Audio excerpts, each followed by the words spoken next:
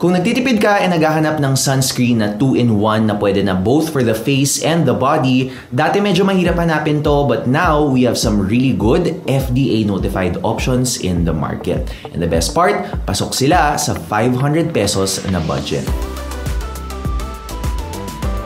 Hi everyone! Mag-uusap na naman tayo about skincare, and skincare, specifically about the best sunscreens na malaki at maramihan na, enough to be used sa body, but at the same time, still lightweight enough yung formulation para malagay sa face. Now, let's face it, for some of us, limited lang talaga yung budget natin when it comes to sunscreens, so thank God, medyo nakaramdam na yung ibang mga brands. Ang tagal-tagal na natin tong hinihingi sa kanila. And in this video, I'm happy to share with you guys some of my favorites na, in fairness, palaban, hindi lang sa pagiging affordable but also sa quality. And I'm sharing with you guys 6 options. Pumili na lang kayo depending on your skin type and current skin concern. So that being said, wala nang any, let's begin. So start muna tayo with one of the newer brands I've tried na medyo underrated yung sunscreen niya in my opinion and hindi siya masyadong napag-uusapan. So I'm giving it the spotlight it deserves, especially since from a very reputable and reliable brand din naman to. I'm talking about the brand Kemans and this is their Daily UV Pro-Tech Face and Body Sunscreen. Now, I've been testing this sunscreen on and off starting I think May ata of this year and honestly, medyo na-overlook ko siya kasi ang daming bagong releases ng mga brands but lately ko lang talaga na-realize na oo nga no, parang ang daming check nitong sunscreen na to and sobrang ganda ng formulation niya. Now, to start off, this is an SPF 50 PA3+, a broad spectrum sunscreen meaning it will protect you from both UVB and UVA rays. Ang gamit nito are a mix of traditional and advanced na UV filters, namely the oldie but goodie na octinoxate and also a small amount of titanium dioxide. Meanwhile, sa mga advanced filters naman, we have Uvinol A+ and Dinosorb M. So for those na curious, that means this is a hybrid na mineral and chemical sunscreen. This is also fragrance-free and drying alcohol-free, so good news for sensitive skin and also it's water-resistant. So in fairness, no, ang dami niya talagang na-check na kailangan natin in a sunscreen, but even down to the feel of its skin from someone na walang masyadong expectations kasi face and body sunscreens usually makapal talaga yung feeling on the skin. This though was surprisingly comfortable and lightweight. So nagsastart siya as a cream lotion consistency and even when you spread it at first, parang feeling mo magiging mabigat siya, but just spread it a few more seconds and biglang ang bilis niyang mag-blend onto a very natural finish. On the body, this just feels like a very light lotion. For me, hindi ko na kailangan maglagay ng separate na lotion kapag maglalagay ako nito. Meanwhile, sa face naman, I think this might just be the most compatible option across all skin types sa list na to. Now for oily or combination oily skin types, kung gumagamit ka pa ng moisturizer, this could be a 2-in-1 option already. Meanwhile, for dry or combination dry skin types, with or without moisturizer, feeling ko saktong-sakto lang to sa inyo. And since fragrance-free nga siya, even sensitive skin types can try this. Na price-wise naman, this is at the 400 to 500 peso price range for 100 ml, which means around 4 to 5 pesos per ml siya. Pwede na, but tip lang, if you want to get the lower price range na 400 plus, ang nanonotice ko is mas mura siya when you buy from their online stores sa Shopee and sa Lazada. Usually kasi, I think regular price nito sa mga physical stores is mga 500 plus lang. So, if you want to get yung lower price na yon, as usual, yung mga links to the official stores, nilagay ko na sa description box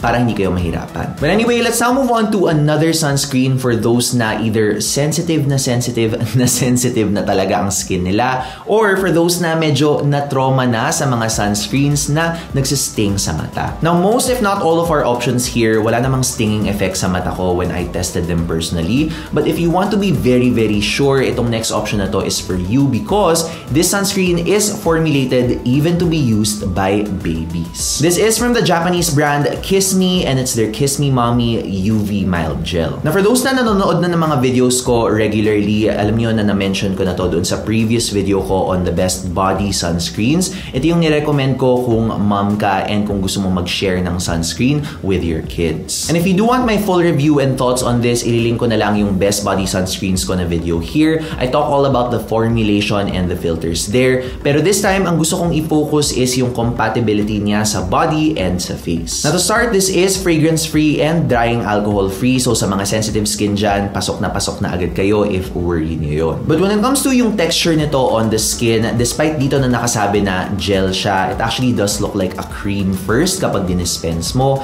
And then, kapag sprinted mo siya, doon mo mafe-feel yung parang burst of hydration, leaving you with a hydrated and also slightly moisturized na finish na meron ding natural glow. Now again, sa mga sanay na mag-lotion on the body, wala lang to sa inyo. Baka nga mas presko pa yung feeling nito because medyo may hydrating feel talaga siya. Meanwhile, on the face though, I would recommend this more for someone na, yes, sensitive, pero more on the combination to dry or dry side. Maybe actually even normal skin na may konting sensitivities. Ito kasi, while not bad naman yung weight niya on the skin, hindi naman siya mabigat, it's really more of the natural glow na usually kasi yung mga oily skin types, meron na sila nung natural glow na yon because of yung oils nila sa mukha. So given that, this is really for those na medyo dull yung skin or feeling nila walang glow yung skin nila, this can help you achieve that. Na price-wise naman, dito lang tayo medyo magbe-break ng rules because a little over 500 pesos to. The exact price being 535 pesos for 100 ml.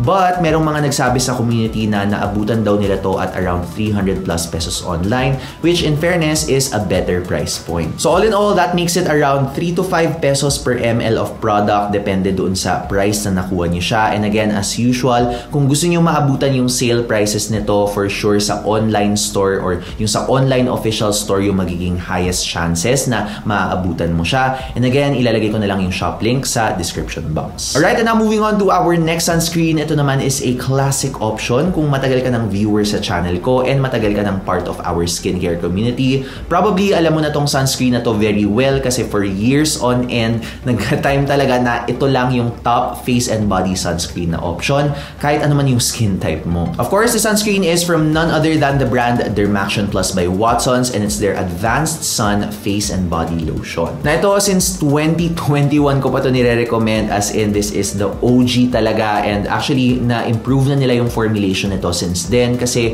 recently nag-upgrade sila to SPF 50+, PA4+, na dati 3+ lang siya. Na ilang beses ko na napag-usapan yung mga sunscreen ingredients nito pero since nag-update nga sila, daan na lang natin ng konti. So this has the traditional filters of octisalate and sulizole and a small amount of titanium dioxide. Meanwhile, meron din naman silang advanced filters which are Uvinol A+, Uvinol T150, and one of the best UV filters, Tenosorb S. As usual, this is also fragrance-free, drying alcohol-free, and water-resistant. And sa mga hindi pa alam, si Dermaction talaga yung isa sa mga unang kinumpleto lahat yung features na yun. Although through the years, some people do report na minsan may stinging sensation sa eyes nila yung ibang mga variants ng sunscreen na to. In my experience, wala naman, and I think hindi naman lahat sa community natin nakapag-experience ng stinging sa mata. But for the mega sensitive, ala-alalay lang tayo. Make sure to patch test first. Now, despite that though, solid option pa rin naman to. Texture and consistency wise, this does have a little bit more weight compared sa ibang mga options natin. Kasi ito, cream lotion consistency siya that feels both hydrating and moisturizing to the skin. And again, kung sanay ka na maglagay ng lotion sa skin mo, this is really going to be no big deal kasi magiging helpful pa nga kung may dryness or flakiness ka sa skin mo. But on the face, doon lang tayo medyo mahahati talaga. Now for oily to combination oily skin types, honestly sa lagay ng mga skincare products natin ngayon na marami na tayong options, I honestly don't think this is the best option for you anymore kasi medyo may weight talaga siya, though it can blend eventually and technically workable naman siya for oily to combination skin. I just think there are better options in the market right now na medyo mas comfortable yung overall experience ng paglagay ng sunscreen sa face. And yes, medyo nagbago na yung outlook ko on this product in a way because medyo of course tumaas na yung standards natin through the years because ayun nga, marami ng options na nasa market natin na mas lightweight na. So while this is still a great and reliable product in terms of yung features niya and availability din niya, of course sa Watsons lagi itong available, medyo mas pili na for me yung mga skin types na babagay talaga sa kanya, namely those with active lifestyles na normal, dry, or combination to dry na skin type. Price-wise though, this is still a very solid option because for 499 pesos,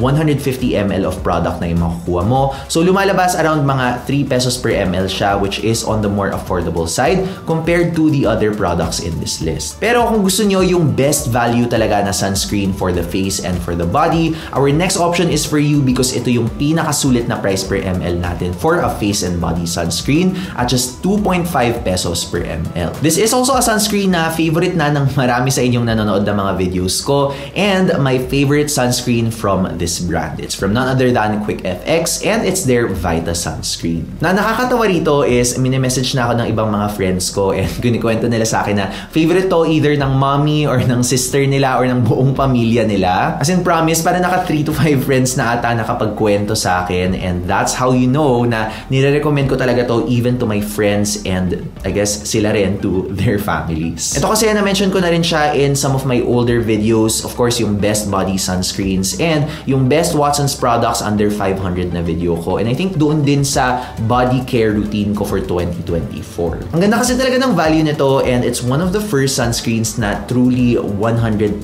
without reservations. Nagustuhan ko talaga yung feel niya sa face kahit na face and body sunscreen siya supposedly. And again, for the longest time kasi marami mga face and body sunscreens na parang bagay lang sa body pero mabigat na sa face. So ito yung parang nag-break ng parang curse na yun. Now when it comes to the formulation, kung gusto nyo ng parang more in-depth na breakdown or explanation, nagawa ko na yun, panoorin nyo na lang yung best Watson's products under 500 na video ko where I talk more about it. Meanwhile, if you want to see it in action, nasa 2024 body care routine ko rin siya. But for this video, again, ang focus natin is how it applies to the face and the body and i-compare natin. Now, much like our other sunscreens, this is also fragrance and drying alcohol free, so check yun for sensitive skin types. Now, the body, yung texture nito is again just like putting on a light cream lotion, but this one actually from a cream texture. Mabilis siya mag-spread and mag-blend on the skin and even has a slightly hydrating feel on top of the skin. Now, sa face naman, I would say more of medium to lightweight na cream na siya. For oily to combination oily skin types, again, I would say para na siyang 2-in-1 face moisturizer and sunscreen or 2-in-1 body lotion and sunscreen. And another thing I noticed about this face, maganda yung grip niya sa skin. So, kunyari maglalagay ka ng anything tinted like a tinted sunscreen, BB cream, or makeup, ang ganda nitong skin prep. And since light enough siya for some oily skin types, for sure, saktong-sakto lang to for those with normal or even normal to dry skin. Kaya talaga feeling ko rin ang daming magandang feedback nito because it can really work well across a lot of different skin types, even the most sensitive. And again, yung value kasi talaga nito guys, 2.5 pesos per ml, yun talaga yung winner sa lahat ng mga local brands na nakita ko. Now, for those na napanood na yung best body sunscreens video ko, you might argue na yung Woolworths na sunscreen na 1 liter is piso per ml. But that one actually, I don't recommend it for the face kasi ang bigat niya. So that, while mura siya, yes, na body sunscreen, hindi siya yung pinakamura na body and face sunscreen kasi ito yun for me. Siguro the only thing na masasabi ko na kulang dito is yung water resistance because hindi siya water resistant, meaning it's nice as an everyday sunscreen for work or for school. Pero kung mega pawisin ka talaga or active yung lifestyle mo, you might want to look at other options in this list na water resistant. Now, if you want another good alternative na water resistant and mahanap lang din sa Watson's, saktong-sakto because yung next option natin is exactly that. In fact, it's from one of the biggest brands in Watson's. It's of course from Lux Organics and it's their SPF 150 Max Active 6-in-1 Face and Body Sunscreen. Sabi talaga ni Lux Organics, ilagay na natin lahat ng mga features sa pangalan para tapos na ang laban. Charot. But anyway, this is also one of the sunscreens na minention ko doon sa best body sunscreens na video ko because again, formulation-wise, kumpletong-kumpleto talaga siya.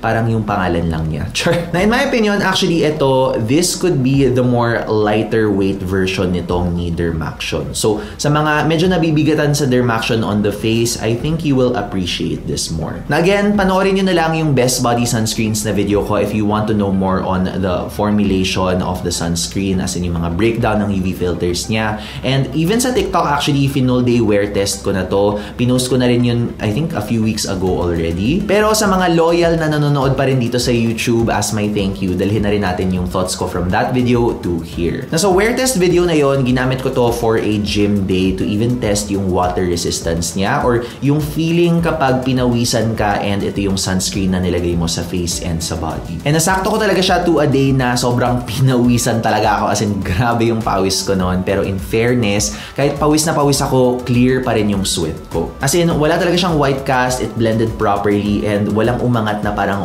white na mga residue sa skin ko. Kaya talaga masasabi ko, okay to as a gym sunscreen or just a workout sunscreen in general, kahit anumang workout mo, very reliable to in my opinion. Na specifically sa face, again, I did apply it sa wear test ko. Mabilis naman siyang mag-blend, wala naman siyang white cast. Though I do have to admit, may konting hydrating feel siya. I do have to say, it's not the most lightweight sunscreen for oily skin, pero kahit oily ako, hindi naman siya naging uncomfortable. In fact, actually, comfortable siya. So that's why this is something I would say na even oily acne-prone skin types might like. Ako nga personally, nag-acne medications ako, and in that wear test, nag-acne medications ako before I put this on. And kahit na alcohol-based yung formulation nito, hindi naman na-irritate yung skin ko. But of course, for the very, very sensitive skin types, again, ala-alalay lang, patch test first. And speaking of sensitivities, fragrance-free naman to though, but they do claim na cooling sunscreen siya. So, ingat lang sa mga ingredients na yun. But to be honest with you guys, wala naman ako masyadong nafe-feel na sobrang cooling on my skin. If anything, parang presko lang siya. So siguro parang subtle na cooling feeling lang siya, but not really a big worry for me or based sa experience ko. So all in all, I would say as a body sunscreen, I think kaya naman siya magamit ng lahat ng mga skin types, but just patch test first to see kung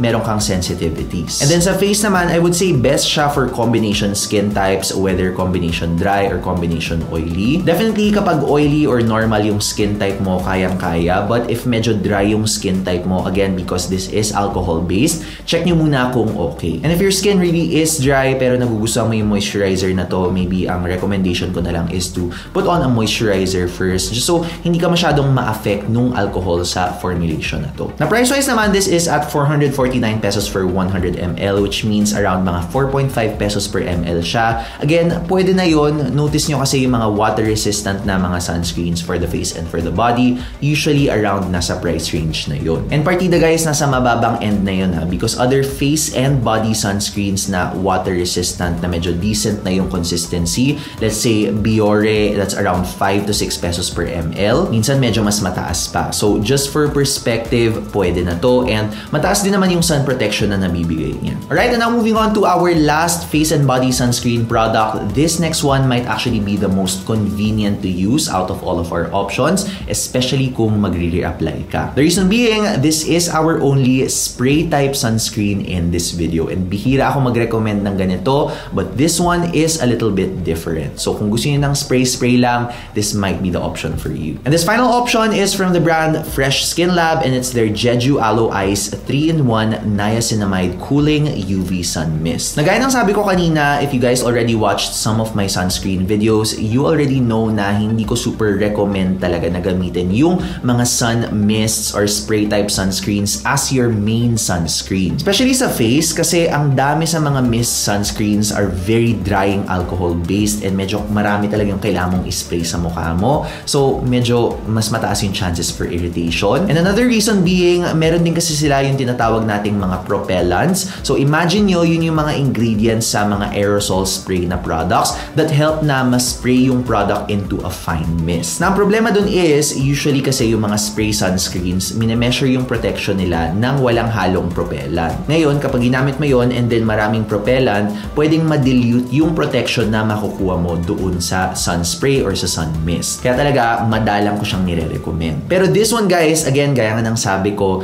it's a bit different from the others because in fairness, iba yung pagka-formulate sa kanya because this is number 1, drying alcohol free, and number 2, wala rin siyang propellant sa formulation. And so yung experience dito is actually a little bit different compared to other mist sunscreens. Ito, kapag spray mo, parang ang lalabas is more of a patch ng sunscreen rather than a fine mist. And in my opinion, that's actually better because mas nahihikayat kang i-spread talaga yung sunscreen all over your skin, and in the first place, kailangan din naman kasi talaga yon, especially when you're using mga sun mists or sun sprays. And in fairness kahit na white talaga yung makikita mo on your skin, ang bilis pa rin mag-blend ng ng sunscreen na to onto a clear finish on your skin. And even if marami kang nilagay, okay pa rin talaga yung feeling niya, still very comfortable. And yun yung masasabi kong maganda about this sun mist, as in it was really innovated by Fresh and they made it more usable para makuha mo talaga yung tamang protection on your skin. And speaking of protection, ang ganda pa naman ng protection ng sunscreen na to. This is SPF 50 PA4+,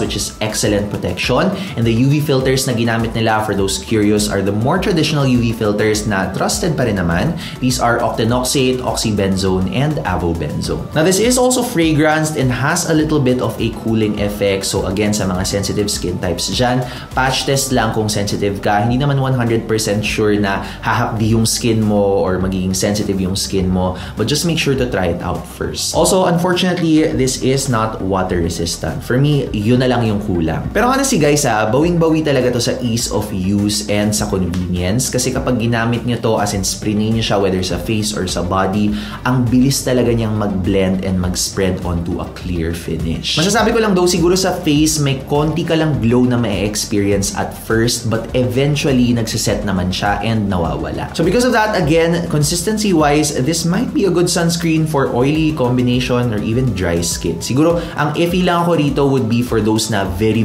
sensitive or very highly allergic to fragrance, kasi medyo may amoy talaga to and medyo may cooling effect nga. Hindi naman masakit sa ulo yung amoy and yung cooling effect, hindi naman siya sobrang as in super duper feel mo yung menthol, but it's there. Na price-wise naman, it's at 409 pesos for 100 ml, which means around mga 4 pesos per ml siya. Pwede na, considering na may spray type packaging ka nang makukuha. Again, very convenient.